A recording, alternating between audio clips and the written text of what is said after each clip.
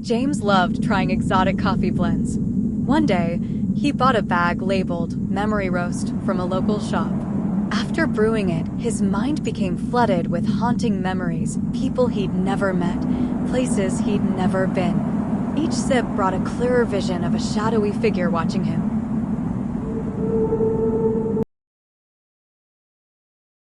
A small cafe claimed to serve a bottomless cup of coffee. Ellen tried it, and no matter how much she drank, it never emptied. But the more she drank, the less she could sleep. By the 10th night, she noticed shadowy figures standing just outside her window, staring.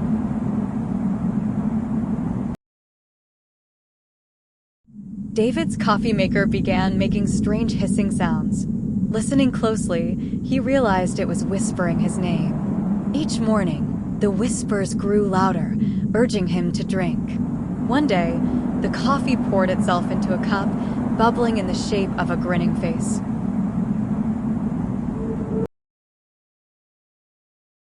Maria frequented a coffee shop known for its perfect brews. One day, her latte tasted burnt, and the barista claimed the beans had come from a new supplier. That night, she dreamt of screaming faces being roasted. The next morning, her coffee had the same burnt flavor.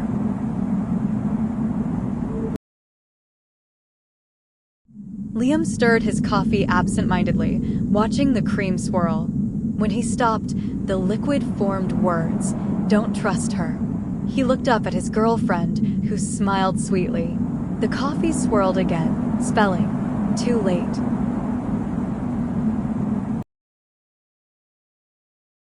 Claire found an unopened tin of instant coffee while cleaning her grandmother's attic. She brewed a cup and tasted a rich flavor she'd never had before. As she drank, voices filled the room, her grandmother's and people she'd never known, telling her secrets she wished she hadn't heard.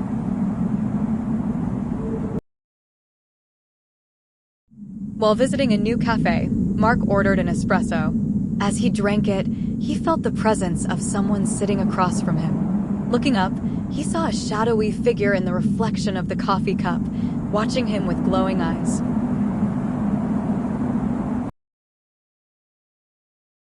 A new barista at the cafe claimed every coffee he made had a personal message for its drinker. Customers laughed until their lattes spelled out intimate details no one else could know. One day, a cappuccino foam read, "Don't go home tonight," and the customer vanished hours later.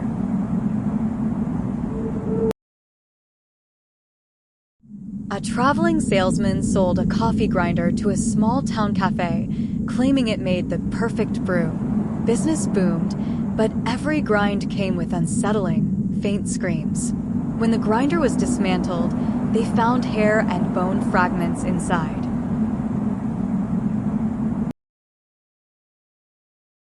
Rachel found a tiny cafe open at midnight, its dim glow inviting. The barista asked her to sign her name before ordering. She drank the best coffee she'd ever had but fell asleep at her table.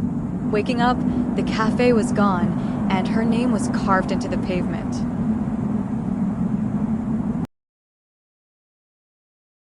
Rachel found a tiny cafe open at midnight, its dim glow inviting. The barista asked her to sign her name before ordering. She drank the best coffee she'd ever had but fell asleep at her table.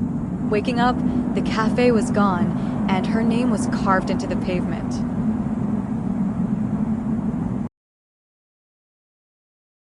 While hiking in the mountains, Jason discovered a set of footprints in the snow that abruptly ended.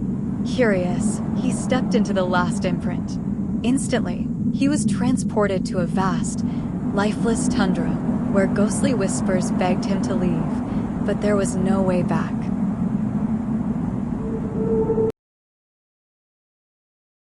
In a quiet village, people whispered about strange, sharp icicles that formed on certain homes. Anyone who tried to break them found horrifying visions in the fractured ice, screaming faces and bloodied hands, frozen in time. The villagers learned to let them grow, fearing worse if they didn't.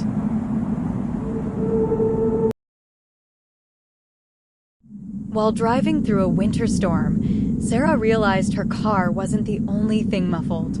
The radio cut out, and her screams became inaudible.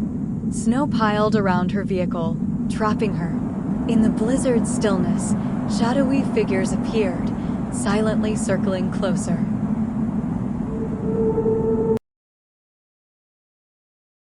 A frozen lake near the town was said to be haunted. People claimed to see a young woman skating alone, her movements fluid yet eerie. Anyone who ventured onto the ice to join her found themselves pulled under, their screams swallowed by the icy water.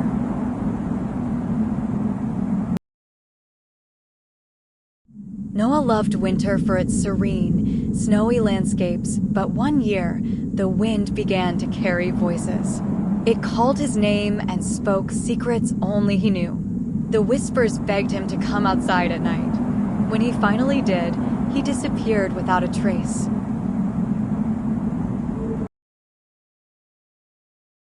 In a small cabin, a family found a frostbitten man begging for shelter. They let him in, warmed him by the fire, and fed him. But he didn't thaw. By morning, the man had vanished, leaving behind nothing but a pile of snow.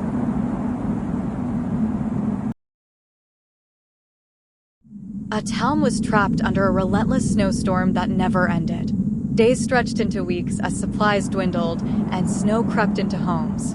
Those who ventured into the storm claimed to hear crying children, only to vanish. Those who stayed indoors heard the cries growing louder.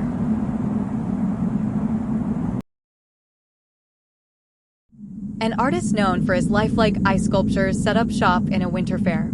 People marveled at his frozen creations until they noticed the sculptures' faces were too realistic, each marked by frozen tears. Later, the artist admitted his creations were borrowed souls.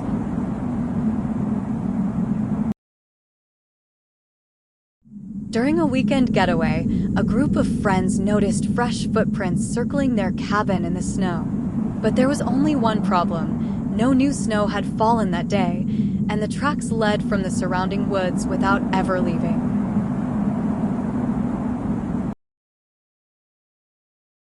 Everyone marveled at the great Melvin's vanishing trick, where he'd disappear and reappear on the other side of the stage. One night, the trick went wrong. He reappeared in the audience, screaming with his skin mangled, claiming he'd been trapped in a place where things hunted him.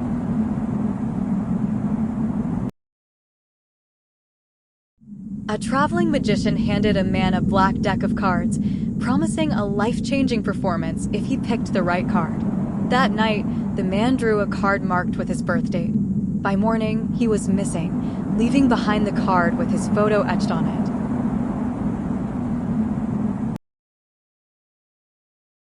Magician Henry loved his rabbit, Smokey, a vital part of his act. When Smokey died suddenly, Henry stuffed it, unable to part with it.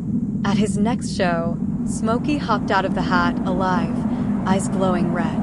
That night, Henry vanished, leaving behind tufts of black fur.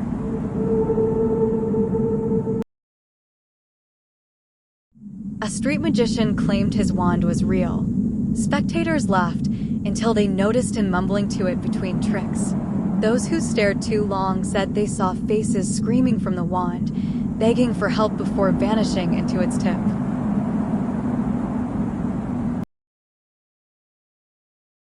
A magician wowed audiences with a mirror trick that showed reflections of their future. When he disappeared, police raided his storage unit and found a dozen shattered mirrors, each trapping a distorted version of people who'd attended his shows.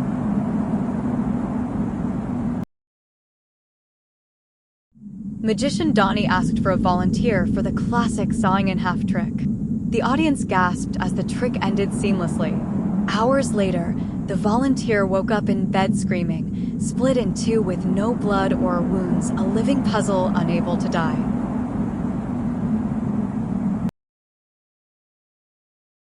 A magician bragged about pulling endless things from his hat: roses, coins, scarves. One night, he pulled a pair of bloodied hands.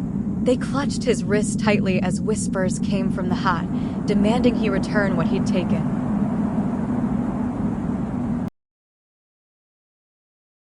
Magician Alvaro ended his show by vanishing the audience. One day, no one came back. Hours later, Alvaro was found outside the venue muttering, "They're stuck in there, watching forever." The theater was boarded up, but laughter still echoed at night.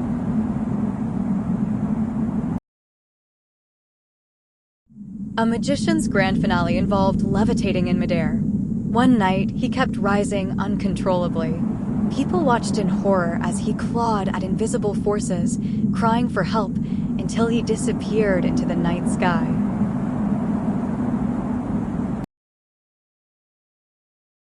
An aspiring magician signed a contract with an unknown sponsor who promised fame and skill beyond his imagination. Every time he performed, the sponsor's shadow loomed closer. At his last show, the shadow finally took him, and the applause never stopped, even in the empty room.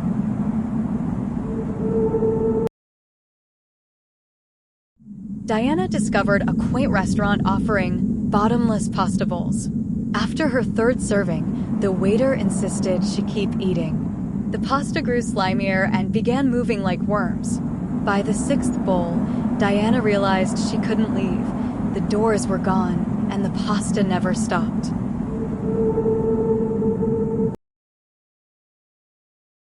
A cook joked that his spaghetti was to die for. One evening, a customer choked and passed out. When the paramedics arrived, they found the spaghetti tightly coiled around his neck, and the chef nowhere to be found.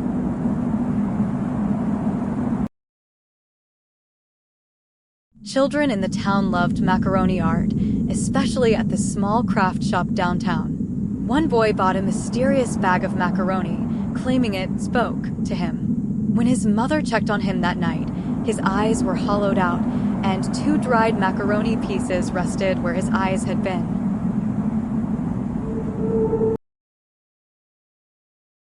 Jenny cooked a package of ravioli she found in her pantry. As she bit into one, she heard faint whispers, growing louder with every piece. When she opened the last ravioli, she found a human tooth inside.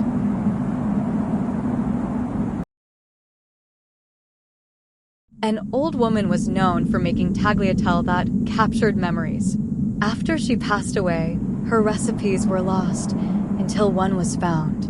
Those who ate it claimed to see horrifying visions of their worst regrets and fears, unable to eat anything else again.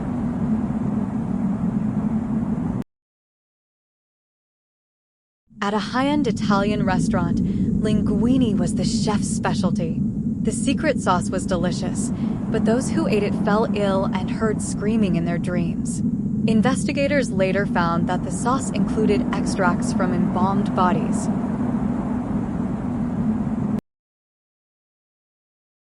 A couple brought home leftovers of rotini from an unfamiliar restaurant. When they opened the container later, it seemed untouched. That night, they saw the rotini moving in the bathroom mirror, spelling out, "We're watching."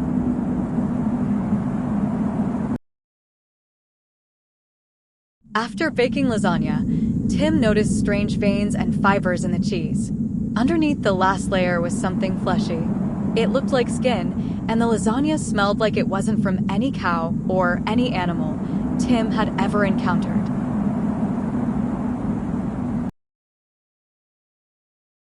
Henry loved homemade fettuccine. He swore his pasta machine was special. It made noodles like human skin. One night, he forgot to clean it, and the next batch came out shaped like fingers. As he boiled them, he heard distant screams.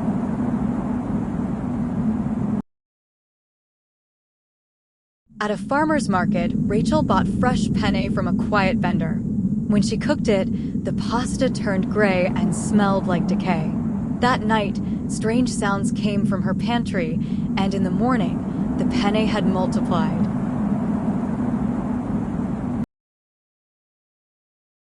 Ben's new cellmate, Harold, was a quiet man who never talked. One night, Ben woke up to find Harold scratching symbols into the wall with his fingernails. The next morning, Harold was gone, but his bunk was filled with a pile of hair, teeth, and the faint whispers of his voice.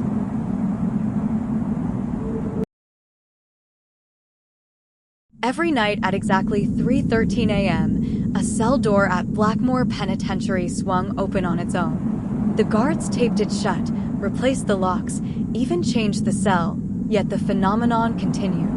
Inmates who slept there reported hearing a chilling voice telling them to run, but they could never say from what.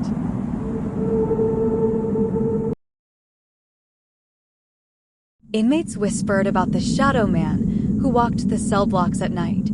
Those who saw him were dead by morning, always from seemingly impossible injuries.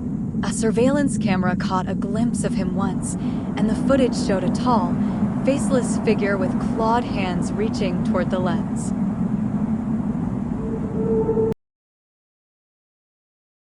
Tommy was ecstatic to be released on parole. He walked out of the gates and felt the sun on his skin, only to wake up back in his cell. He kept reliving the moment of freedom, only to snap back to prison each time, with each loop leaving him a little older.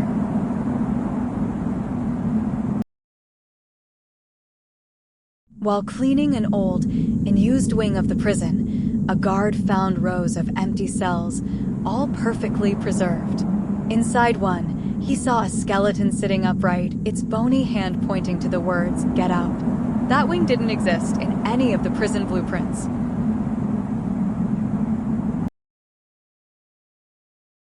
Inmates at an old prison claimed to feel hands around their necks or hear heavy boots pacing their cells at night. Legends said the spirit of an executioner haunted the grounds, seeking out inmates whose crimes hadn't been discovered.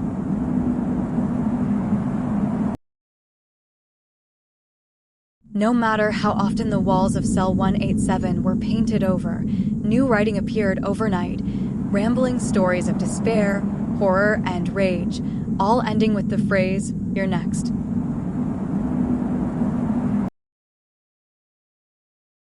An overcrowded prison resorted to housing inmates in an old and used cafeteria. Each morning, one inmate would be missing, and their bunk covered in what looked like teeth marks. When questioned, the remaining prisoners just muttered about a hunger they couldn't explain.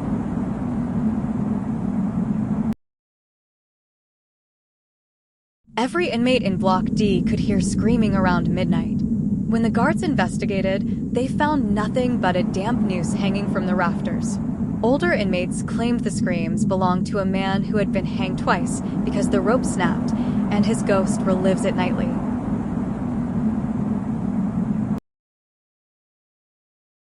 A former prison guard disappeared after being convicted of torture. Years later, inmates claimed to see him patrolling the cell blocks at night, covered in blood, dragging chains behind him. Those who saw him said he demanded they confess to sins no one knew they had committed.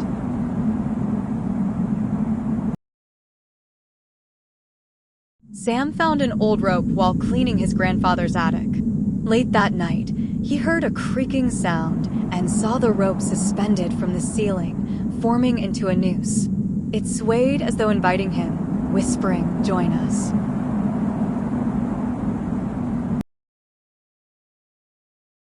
Hikers whispered about a mysterious rope bridge in the forest. Those who crossed it were never seen again, except for faint cries heard in the wind, saying, "Cut the rope, please."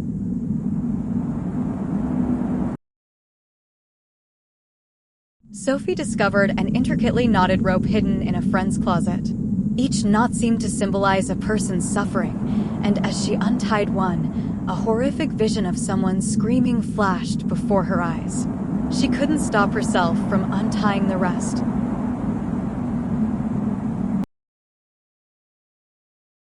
Every night, Paul dreamed of a rope wrapping tightly around his chest, squeezing the life out of him. When he awoke one morning, faint rope marks circled his body, and his breathing was labored. The dreams kept getting worse, and so did the marks.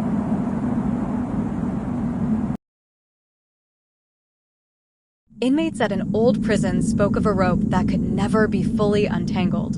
Those who tried would lose days in a trance, only to return pale and silent, muttering about a bottomless well of darkness.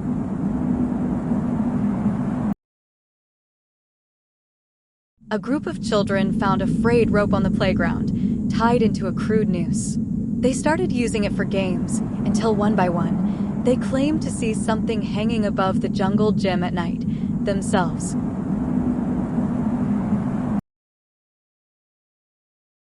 Archaeologists unearthed a massive, weathered rope tied around a stone tablet. As they cut it, strange phenomena began: whispers in the wind, heavy footsteps, and eventually the disappearance of everyone involved in the excavation.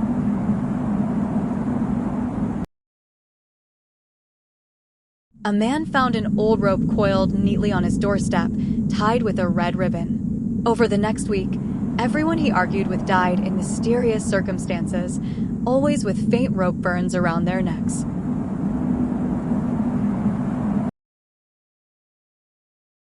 Lila used a thin, hand-woven rope to hang a plant in her room. That night, the rope began to stretch, lowering the pot. When she leaned closer to fix it, she heard whispers in a language she didn't recognize, and the rope snapped at her touch.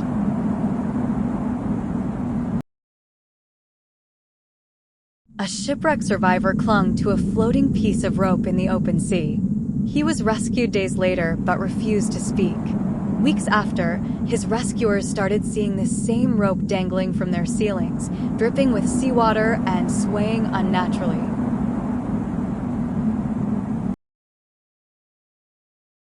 There was a local legend about a train that only appeared at midnight on the abandoned tracks outside of town. Those who boarded it were never seen again, but sometimes, ghostly faces could be seen staring out of the windows when the train passed by.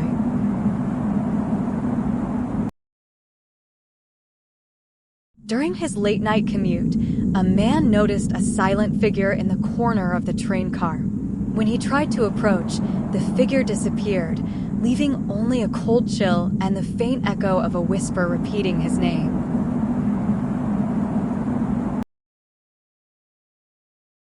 A woman boarded what she thought was a normal train ride. After hours passed with no stops, she realized she was the only passenger. The train's conductor, who had a face covered in deep shadows, said in a hollow voice, "End of the line for you."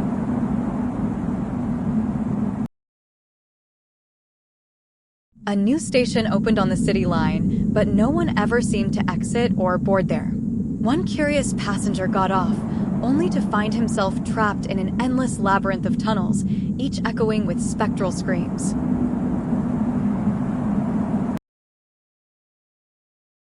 Train 1134 had been removed from schedules for decades after a horrific crash. But once a year, on the crash's anniversary, passengers swear they see a bloodied train pull into the station, its mangled riders silently waving for others to board.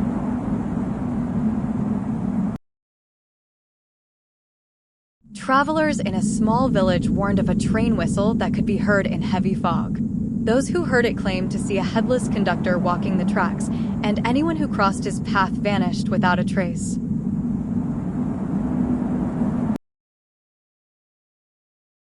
A secret black carriage was said to attach itself to random trains. Those who entered it were never seen again, and the seat numbers were always carved with scratch marks that read, "No escape."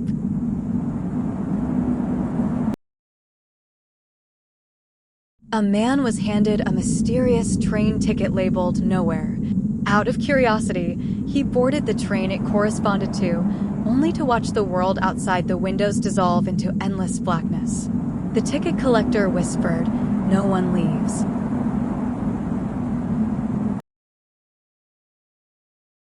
Every conductor on a certain line was rumored to meet a gruesome fate, always mysteriously found on the tracks the night after their last shift. No matter the investigations, the train itself kept running without interruption.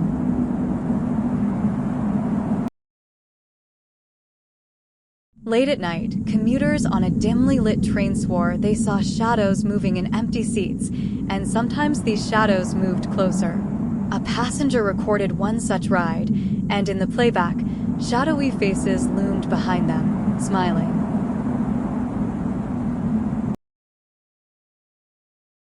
James found a letter in his mailbox with no sender address.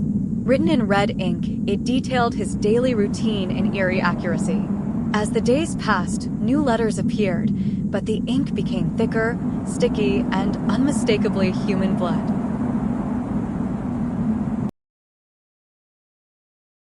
A young woman received a letter from her childhood friend who had moved away.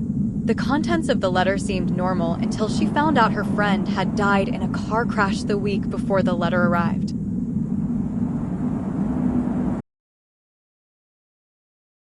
Every morning, Sarah would find a blank piece of paper on her desk. One night, in frustration, she decided to heat the paper, and words appeared, "You are not alone." That night, she saw a shadowy figure standing by her door.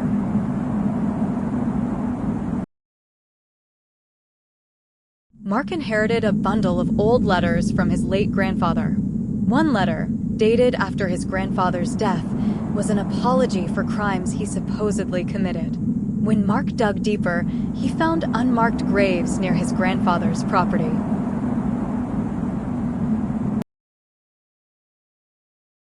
Claire received an anonymous letter describing in vivid detail a fire that would consume her home. Brushing it off as a prank, she ignored it until the fire actually happened.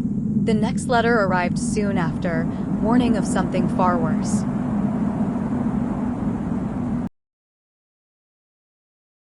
A mysterious sealed envelope appeared in Emily's drawer. It whispered her name when touched. The letter inside was a blank sheet, but if she stared at it too long, faint figures began moving across the surface.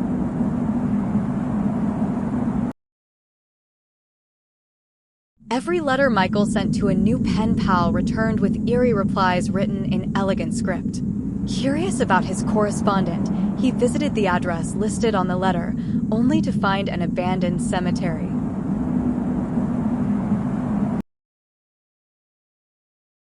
A peculiar letter arrived at Tom's house with the phrase, "Please forward." Each time he passed it on, something terrible happened to the recipient. When the letter came back to him, it was sealed in black wax.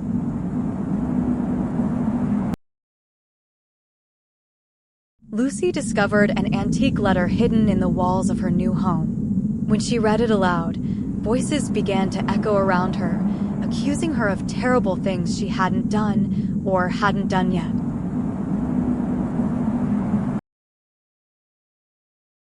A letter addressed to the next victim was found on a park bench. Curiosity got the better of Jake, and he opened it. The contents revealed disturbing details about his past, present, and even a horrifying event in his near future.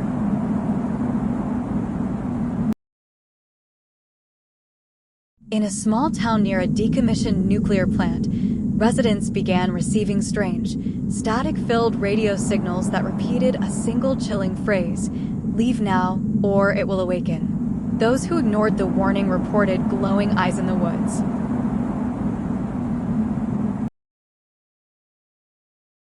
A man exploring an abandoned nuclear bunker stumbled upon a locked room radiating an eerie green light. Inside, there was no reactor, just a single chair and the skeletal remains of someone shielding their face from whatever horrors had unfolded.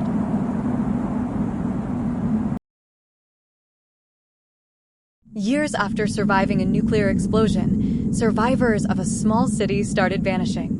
Their shadows, perfectly burned into walls during the blast, began moving at night, as if searching for the people they belonged to.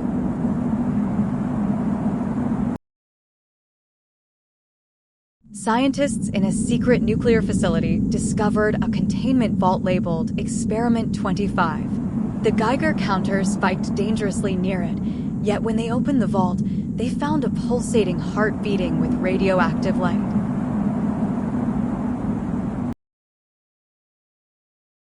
A nuclear meltdown was narrowly avoided at a reactor, or so everyone thought. Decades later, a siren inexplicably began sounding at 3:15 a.m. each night. The sound was accompanied by flickering shadows of workers long presumed dead in the first accident.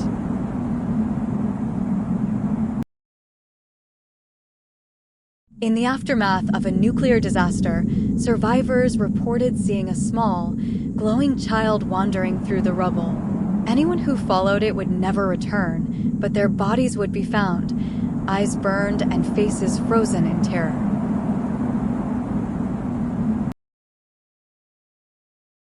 A group of hikers stumbled upon an old fallout shelter hidden in the mountains. Inside, they found journals dated from the future, warning of a catastrophic nuclear event. None of the hikers made it back, and the shelter vanished without a trace.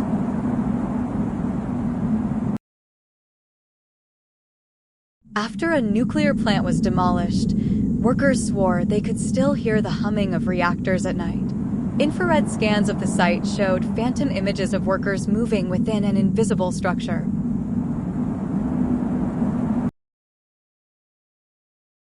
Survivors of a nuclear meltdown began hearing whispers when walking near irradiated areas.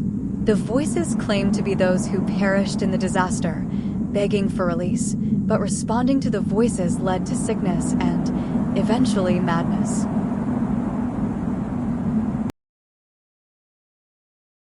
A nuclear silo operator accidentally triggered an old, unmarked computer system labeled Protocol Zero. It ran a countdown to detonation, but stopped abruptly at midnight. The next day, he awoke to find his town gone, erased entirely, with only ash and strange symbols carved into the ground.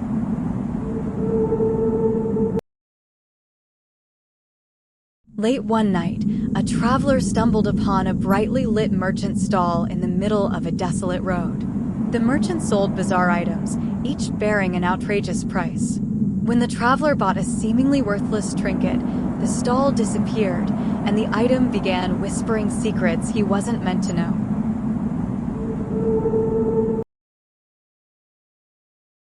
A merchant in the city square always offered incredible deals, but buyers started suffering horrifying accidents.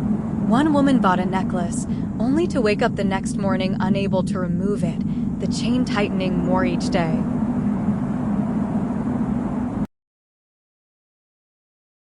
There was a wandering merchant known for his pitch-black eyes and unsettling smile. His goods were irresistibly tempting, but carried terrible consequences. Buyers of his items found themselves locked in nightmares where he stood at the edge, always watching.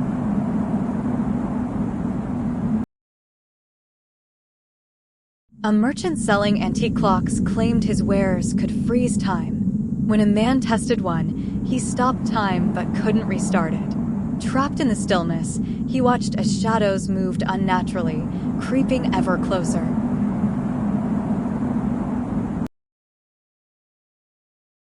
A peddler arrived in a quiet town, selling potions that promised wishes. Many purchased from him, but their wishes twisted in horrifying ways.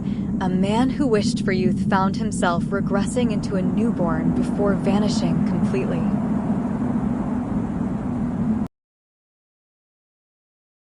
In an old village, there was a market vendor who never blinked or stopped smiling. His wares were always fresh and pristine, but customers realized too late that the items bore uncanny resemblances to lost townsfolk.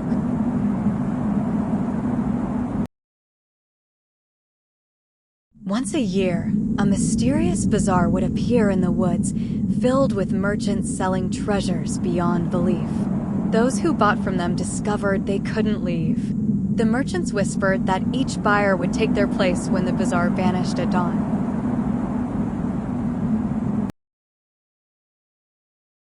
A traveler bought a beautiful mask from a wandering merchant, but the moment he wore it, he could hear faint voices in his ears, begging him to destroy the merchant. Each day, the voices grew louder, and his reflection in mirrors started fading.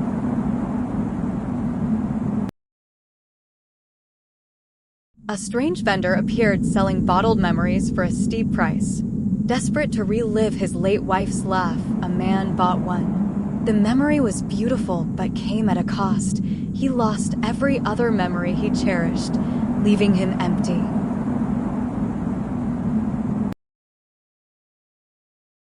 A mysterious merchant sold ancient coins, claiming they brought wealth and luck.